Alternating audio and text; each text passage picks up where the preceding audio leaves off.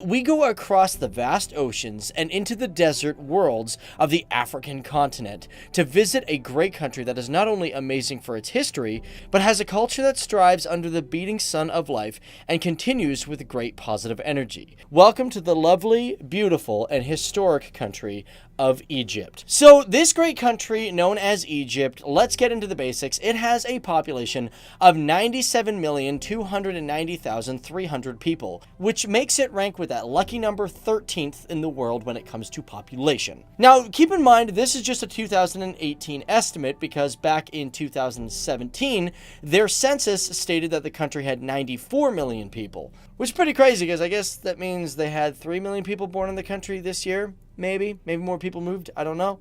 But as for all these people, they live in an area of approximately a land size of 1.01 million kilometers square, making Egypt a pretty big country. As a matter of fact, it ranks 29th in the world when it comes to land size. And with that land size and its population, it ranks 118th when it comes to population density, having 96 people per kilometer square. Now, okay, here on the channel, normally we talk about really positive things about the countries. And for this video, I mean, I don't really want to start off on a negative one, but this is just a fact that kind of came out right away.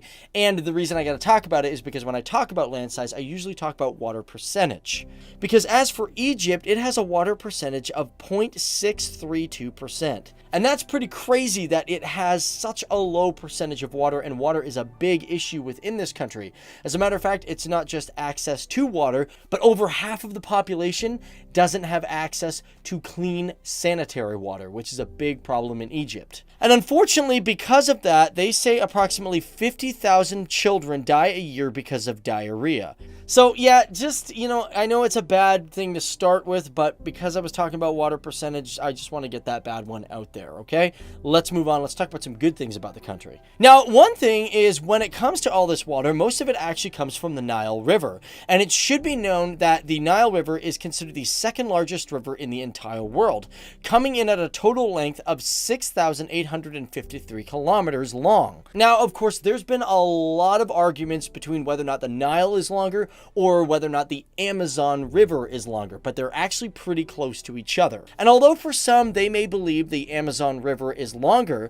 the Nile River is actually one of the most important rivers in all of human history. The reason for this is because most Egyptian cities in not just the modern world, but also during the ancient Egyptian times, are currently or were constructed along the riverbed within Egypt, and thus in history it helped us create civilization, which has been built up to the modern world we know today. And with that in mind, let's take a look at the GDP. Now, for these videos, we like to use the purchasing power parity because it's a great way to compare nations. Now, for Egypt's GDP purchasing power parity, it sits at approximately $1.201 trillion. Now, that's just a 2017 estimate, but it currently ranks 21st in the world when it comes to GDP, so that's pretty good. As for the GDP per capita, though, this is where it becomes a little bit of a problem, as the per capita lists Egypt having approximately $12,671 per person, making it sit at about 100th in the world, and that's something that they're greatly trying to improve. And to go further into this GDP, we need to look at the exports of the country. For example, the exports of Egypt sit at approximately $27.7 billion, ranking 59th in the world. Now, the biggest thing that Egypt exports is obviously crude petroleum, which sits at approximately 14%. But let's not forget good old-fashioned Egyptian gold, which makes up 10% of all the exports within the country. And those two are just like the obvious exports that people think of when you think of Egypt. Because for some people in the world, they may not think that agriculture is actually a big thing, partially because they've probably seen a lot of movies of Egypt and they think, well, it's maybe just a big, dry desert sort of country. And although they say that the desert makes up about 90% of all of Egypt, they are actually the largest producers and cultivators for dates out of any country in the world. And as for figs, they stand at second in the world. However, they also sit at fourth in the world for strawberries, onions, buffalo milk, and eggplants. And actually, when it comes to your tomatoes and watermelons, a lot of people actually get these from Egypt because, well, they sit at fifth in the world. And for its agriculture, it actually makes up over 29% of the workforce. And oddly enough, out of all the Arab countries, Egypt is one country that isn't dependent on as much oil as the others. As a matter of fact, in 2018, it had the largest GDP that was non-oil based out of all the Arab countries. So there you go, guys. As much as you may think it's just oil coming from Egypt and that they have no agriculture, we're a little bit wrong on that one. Now let's quickly jump over to imports because they sit at approximately $68.2 billion, ranking 42nd in the world. Now the largest thing that they import is refined petroleum and petrol gas, with a total of 9.9% of its imports. But also, Egypt is a huge importer of wheat, which makes up about 4% of its imports. As a matter of fact, Egypt has such strong relations with the United States when it comes to wheat that they are the largest wheat market for the United States, coming in at a total of $1 billion, which has the United States supplying up to 46% of all of Egypt's wheat needs. Now for this economy, it is all under supervision from a unitary semi-presidential government, which means they actually have a president and a prime minister. I did not know that. With the current president of the country being Abdel Fattah al-Sisi, and the prime minister being Mustafa Madbouli. And of course, at the height of this all, the capital of the entire country is, you probably guessed it, Cairo. Now, Cairo itself is one of the largest cities in not only Egypt, but the African continent, and it's considered the 15th largest city in the entire world. Now, modern Cairo was founded in 969 AD by the Fatimid dynasty. But however, the ground of which the new city stands was at one point major spots of ancient Egyptian culture. For example, Old Cairo predates the Fatimid dynasty, and because of its great history, it's not only one of the world's oldest Arabic cities, but it's also been designated a World Heritage Site since 1979. So of course, when we talk about heritage and Egypt, we gotta mention the fact that it has a lot of it, like a lot of heritage. As during the height of the ancient world, it was a pinnacle for multiple accomplishments for humanity. And what I mean by that, for example, is they are still trying to figure out how they actually built the pyramids. I mean, they have really a kind of good guesses, but truthfully, some scientists are going, we still don't really know. But one thing that's very interesting about its history is their artifacts. And for example, let's take the oldest piece of clothing that was worn by a human being, which was found in Egypt. Now, this was more or less a dress than any random piece of clothing that is known as the Tarkhan dress. And it was discovered in 913 AD and is approximately over 5,000 years old and is currently at the University College of London. Now, Egypt is a very, very big and defined country, but if you go down to the southern area of the border, you'll notice that its border is dotted instead of straight. And this particular dotted region on the border is very well known as Bur Tawil, and it is a section between Egypt and Sudan that has not been claimed by either countries. Being 2,060 kilometers square, it is different from the triangle territory to the right, known as the Halaib Triangle, which has a land size of approximately 20,580 kilometers square. Now, as for the Halaib Triangle, it is one area that is actually disputed between these two countries, as it was an administrative boundary set by the British in 1902. And currently for this region, Egypt asserts its political boundary, while Sudan has administrative boundary. So basically, there's a lot of confusion of who kind of owns this area going back and forth between the two countries. But as for Bur Tawil off to the left, it is the only region on Earth that is considered habitable that is not claimed by any known government. Now, one thing that we all know about the history of Egypt is that they were really great builders and artists. But one thing that is not really talked about when it comes to the history of Egypt is how the Egyptians created what is considered the first real synthetic pigment. Now, it is known as Egyptian blue, and it is seen in many drawings on the walls and hieroglyphics. And for this particular type of pigment, it was used for thousands of years.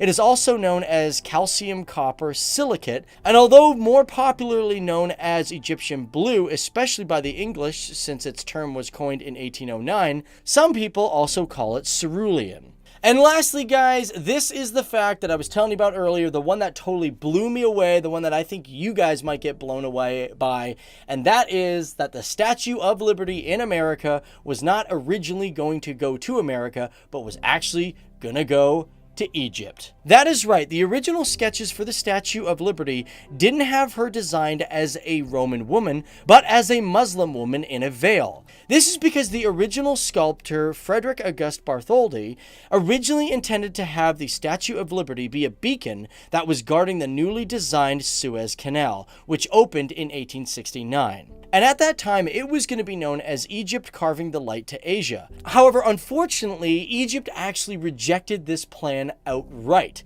and instead he decided to pitch it towards the Americans, and change the Muslim look of what is now known as the Statue of Liberty to a Roman-looking woman. We are exploring the world of ancient Egypt and looking at some of the biggest discoveries made in modern times. Starting with discovery number 10. The discovery of King Tut's tomb.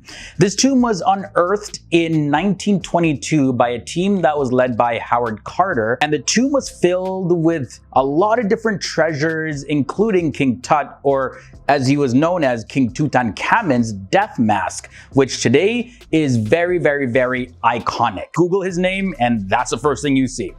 Now, King Tut was known as the boy king, but he ended up dying in his teens. And the analysis that they did of his remains, it suggests that he actually suffered from a variety of different health problems, and he used to actually walk around with a cane.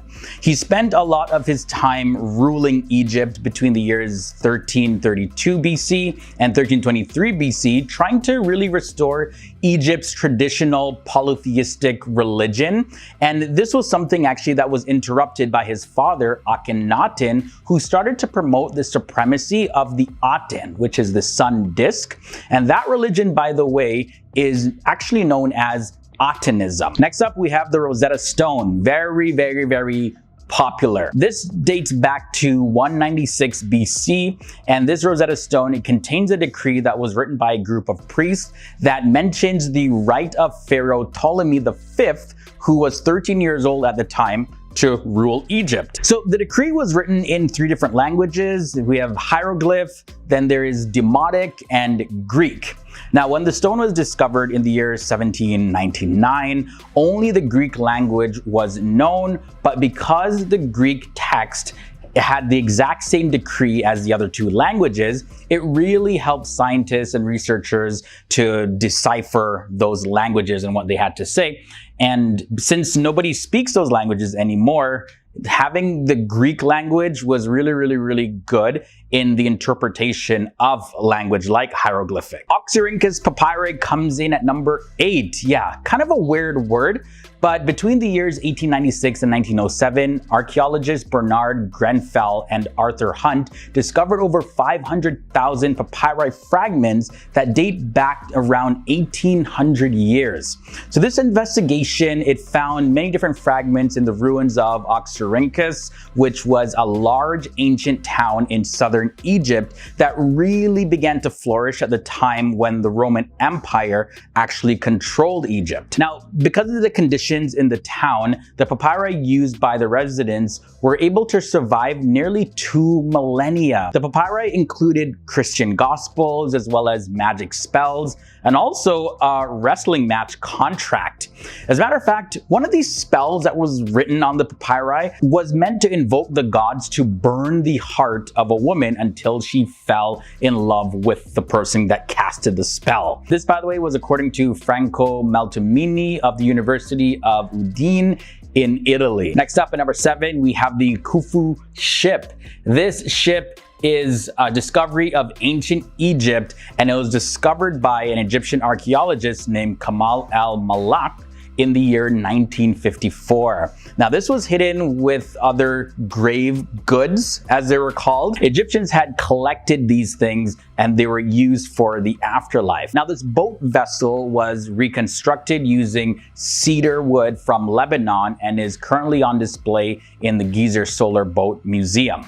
Now, the Khufu ship is one of the oldest, largest, and best preserved vessels from ancient times. The measurements of this, well, it measures 43.6 meters, which is 143 feet long, and 5.9 meters or 19.5 feet wide. Pretty big boat. Continuing to number 6, we have the tomb KV KV5. In 1995, excavations at KV5 revealed that the little studied tomb was actually the largest ever constructed in the Valley of the Kings. So as excavation continued, reports suggested that archaeologists had found 121 corridors and chambers in the tomb. And the researchers said that they think more than 150 will eventually be found. Archaeologists found that the tomb was used to bury the sons of Pharaoh Ramses II, who we'll talk about later on in this episode, as a matter of fact.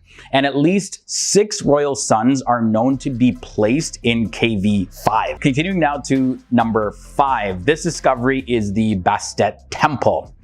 Now, this 2,200-year-old temple is believed to have been dedicated to an ancient Egyptian cat goddess named Bastet, and this was discovered in Alexandria, Egypt. Mohammed Abdel Maqsood, which is the Egyptian archaeologist who led the excavation team, he said that this discovery may be the first trace of the long-sought location of Alexandria's royal quarter. And because of the large number of statues depicting Bastet that were found in the ruins, he said that it suggests that this may be the first Ptolemaic era temple dedicated to the cat goddess to be discovered in Alexandria. So yeah, there could be several more.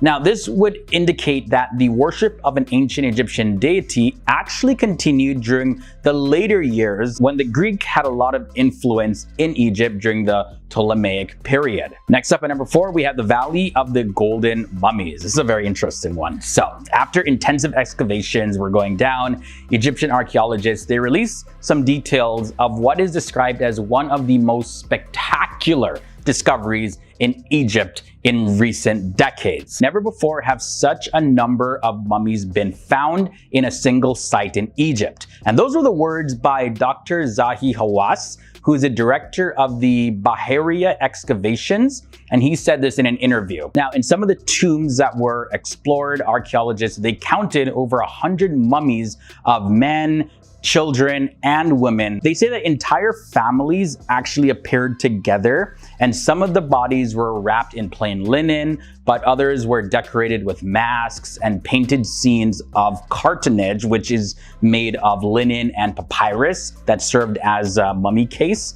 But they said that no 2 mummy decorations were the exact same. And I guess there's no indication as to why some of them were covered in just plain linen while others had decorated designs on them. Number 3 leads us to the Silver King. In the year 1939, archaeologist Pierre Montet, he discovered the tomb of Susanes I, who was a pharaoh who ruled Egypt around 3,000 years ago. And his burial chamber was located in Tanis, which is a city on the Nile Delta. This particular pharaoh was buried in a coffin that was made of silver, and he was wearing a golden burial mask. Now, Susanes I is sometimes called the Silver King because of his silver coffin. Susanes I, he was a chief priest of the sun god Amun-Ra at Tanis, and his family lineage can be traced back to the great pharaoh Ramses I. And by the way, Susanes, if you're wondering, that name there, it means the star appearing in the city. Getting down to the last 2 discoveries. Coming in at number 2, we have the pyramid town at Giza. Since the year 1988, there's a team of archaeologists from the AERA, or the Ancient Egyptian Research Associates, and they've been excavating a town near the pyramid of Menkaure on the Giza Plateau. And this pyramid for the pharaoh Menkaure, who reigned from roughly the years 2490 BC to 2472 BC, was the last of the pyramids constructed at Giza. And the people who lived at Giza would have actually been heavily involved in building this pyramid. The discoveries made at this town include barracks for soldiers, as well as a giant house for senior officials, and also a discovery was made of a port that was used to import goods. These discoveries provide a lot of information about the people who built the pyramids, as well as the logistics and the thought process behind pyramid construction. Even details of what the people were fed during the construction of the pyramid. So a whole lot of information came out of this, and as you can imagine, a whole new world of discovery and research opened up. And the final discovery I'm going to share in this episode is the discovery of Ramses II. He was the third king of the 19th dynasty that reigned between the years 1292 and 1190 BC of the ancient Egyptians who reigned from 1279 to 13 BC. And that, by the way, was the second longest ruling dynasty in Egyptian history. Ramses II was known for his extensive building programs and initiatives, and for many of the massive statues of him that were found all over Egypt. He's probably one of the most widely known pharaohs, even to people who aren't even interested in learning about ancient Egypt.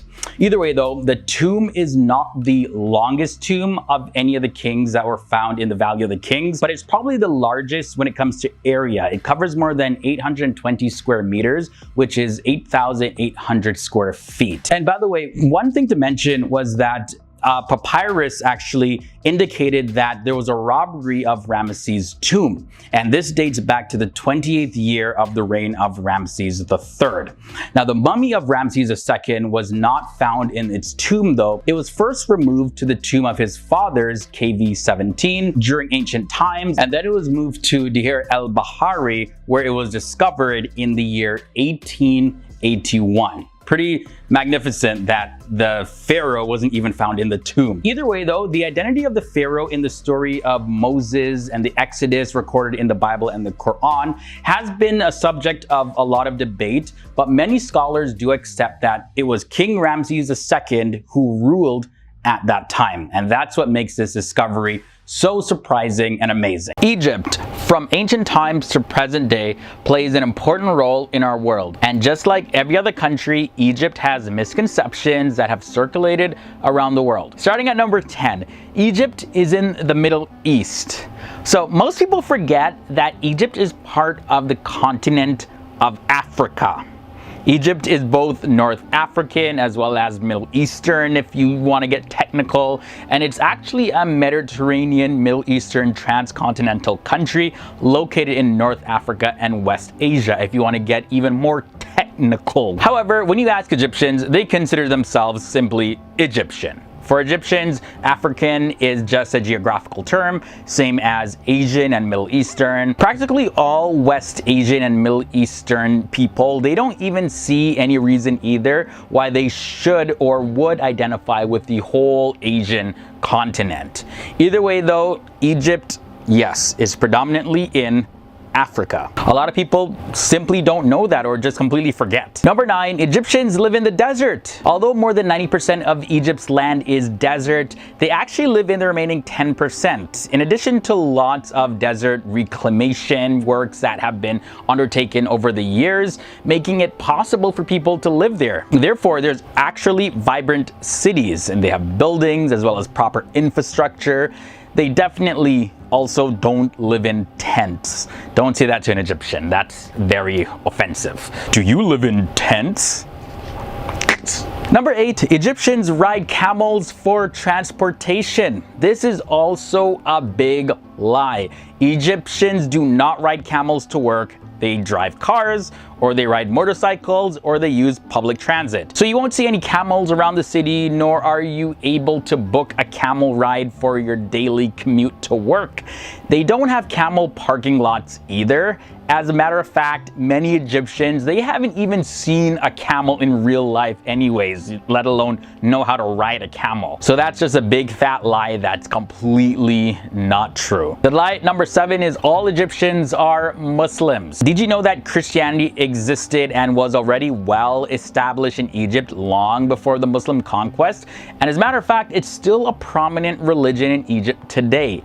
Islam, however, now is a dominant religion in Egypt, with an estimated 90% of the population following the religion. Also, almost all of Egyptian Muslims are Sunnis, and Islam has been recognized as a state religion since 1980. But yes, there are millions of residents that still practice other religions. Pyramids are far, far away.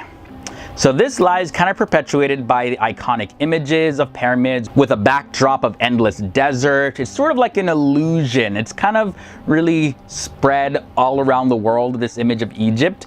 But in reality, the pyramids don't actually look exactly the same as in photos, and the desert around them is not as vast. As well as there's buses that drive around these pyramids like they're riding on a highway. Let's take a closer look at the Giza Pyramid Complex. Now, this lies on the west bank of the Nile, and it's literally a stone's throw from the packed and busy city life.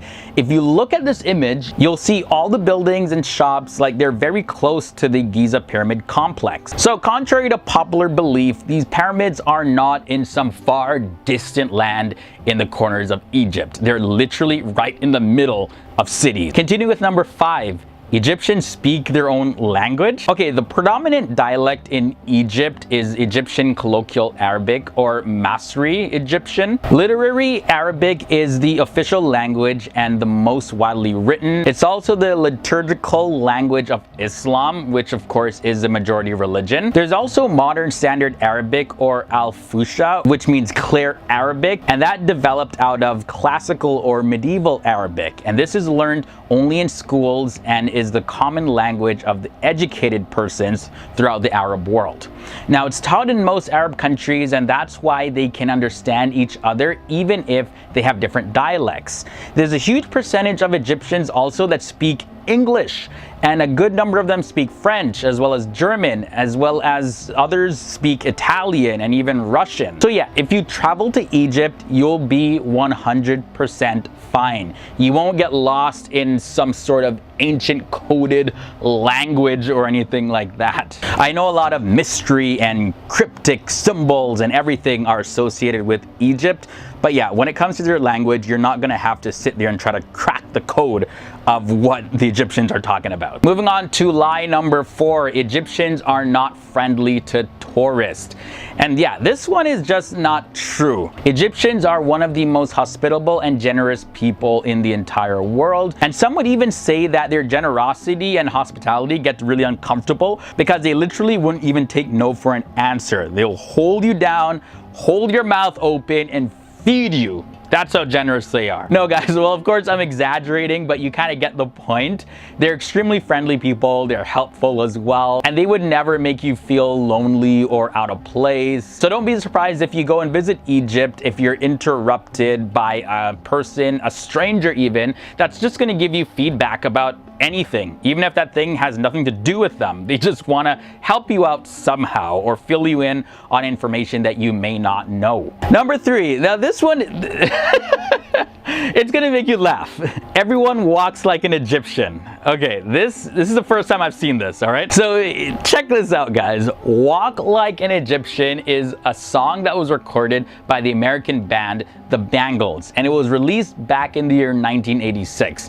Now, it's largely responsible for this misconception, and also images of ancient hieroglyphs like this one on your screen are sort of responsible for people thinking that Egyptians actually walk and move around like this. Now, the person who wrote this song, his name is Liam Sternberg, and he said that he got the idea when he was on a ferry boat and saw people struggling to keep their balance. And he said that the way they held out their arms and jerked around made it look like they were doing some kind of Egyptian movement, and that if the boat actually suddenly moved, they would completely fall over. But despite what the song or even some movies portray, people in Egypt, they walk and dance like normal human beings. The only people who actually walk like an Egyptian are just the tourists that don't know any better. And oh god, it's one of the funniest things I've ever seen in my life. Really? People thought Egyptians walk like that? Moving on to number 2, speaking of dancing and moving around,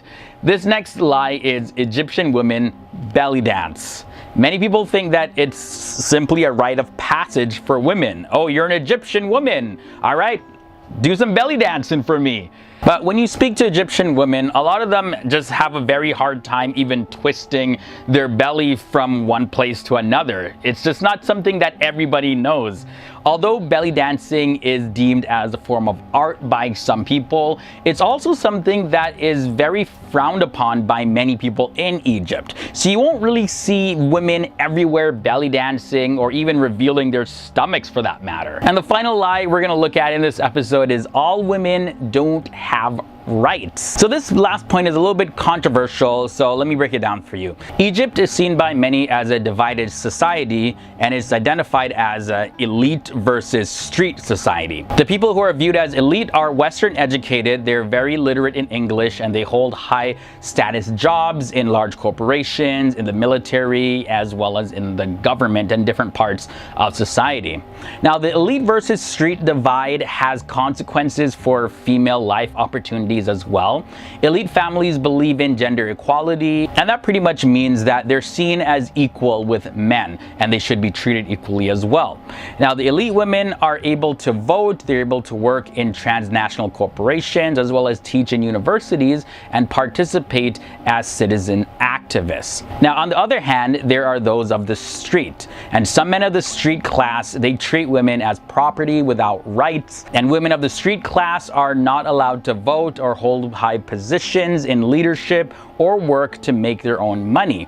Most street class women labor long hours at family-owned basic needs establishments, but this is considered service to the family and not necessarily considered work. So yes, like in every society, you're gonna find women being treated unequally and unfairly, but this is not the majority of women in Egypt. Starting with lie number 10, sandstorms and extreme heat all the time. See, this is one of the biggest misconceptions about Egypt, is that it's just a big desert and therefore there's all sandstorms happening all the time and really hot weather all day, every day. Well, the capital of Egypt, it has a hot desert climate. However, instead of being such a very dry land, it being so close to the Nile Delta, it makes it a city that is very humid actually. Temperatures are usually between 30 to 35 degrees Celsius, and winters are pretty mild, although temperatures can fall below 10 degrees Celsius at nighttime. So it's not all scorching heat all year round. For number 9, no arts and entertainment scene. A lot of Westerners actually tend to form the idea that Egypt isn't really involved in arts and entertainment, but the reality is that in the Middle East and the Arab world, Egypt has played a huge role in the arts and entertainment industry, including film and theater, television, music production. Back in the 1950s, actually, Egyptian cinema industry, it was the world's 3rd largest. Since 1976, Cairo has held the annual Cairo International Film Festival, which has been accredited by the International Federation of Film Producers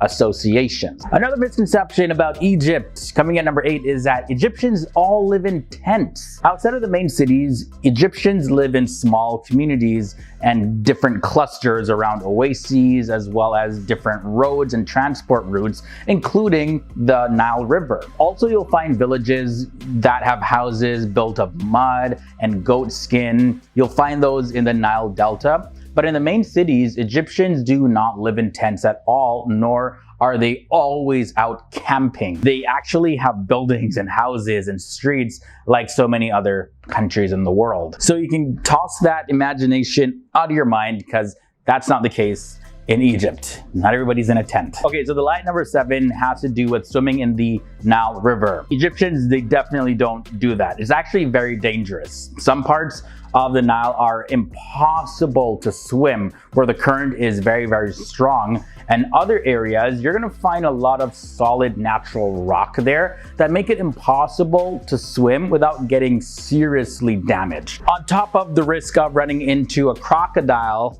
in the Nile, and the fact that there's so much waste and dead animals thrown into the river. So for all these different factors listed, you'll see why swimming in the Nile isn't the best idea at all. With that said though, the Nile River is a landmark of Egypt, and definitely something that foreigners are fascinated to actually see with their own 2 eyes. For number 6, Egypt is ancient Egypt. Okay, so there's no denying that ancient Egypt definitely left its mark on the planet and left behind some fascinating places even to explore, like the pyramids and things like that.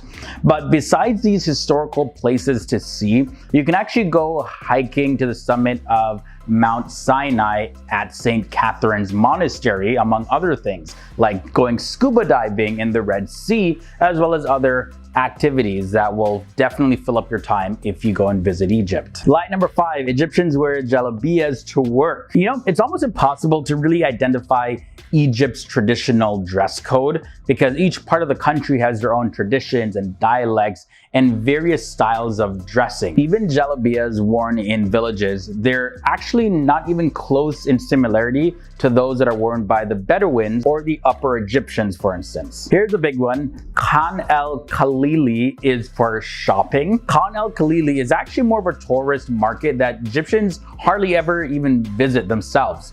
In fact, Egyptians have malls and department stores just like most other countries. Mall of Arabia is the biggest mall in Egypt that covers more than 22,000 square kilometers. Now, for number 3, here's one that I was more recently introduced to. There's ta'amea, also known as falafel. Then you have mekhalel, which is pickled eggplants, or even masa'a, which is eggplants cooked in an authentic Egyptian way. And the diet also includes koshari, which is mixed of rice and pasta and chickpeas and lentils and onions, tomato and garlic sauce.